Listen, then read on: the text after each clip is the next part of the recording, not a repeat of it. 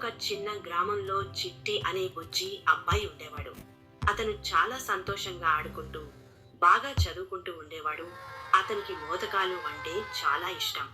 ఒక రోజు వినాయక చవితి వచ్చింది. అమ్మ గణేశుడికి మోదకాలు చేసి పెట్టింది. చిట్టి అక్కడున్న మోదకాలను చూసి ఆశ్చర్యపోయాడు. అయ్యో, ఇవన్నీ గణేశుడికేనా? నాకు ఒక్కటి లేదా? చిట్టి, మంచి పిల్లలకే మోదకాలు దొరుకుతాయి. నేను మంచి పిల్లాడినే కదా. అయితే ముందుగా అమ్మకు సహాయం చేయి. చిట్టి వెంటనే ఇల్లు శుభ్రం చేసి పూలు తెచ్చాడు.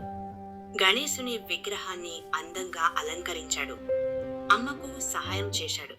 అది చూసి గణేశుడు ప్రత్యక్షమయ్యాడు. సంతోషంగా నవ్వుతూ ఇలా అన్నాడు. బాగా చేసావు చిట్టి. ఇదిగో నీ బహుమతి. నీతి: మంచి పనులు చేస్తే దేవుడే బహుమతి ఇస్తాడు. ఇలాంటి సరదా కథల కోసం చిట్టి స్టోరీస్ను సబ్స్క్రైబ్ చేయండి. Please like and subscribe to my channel.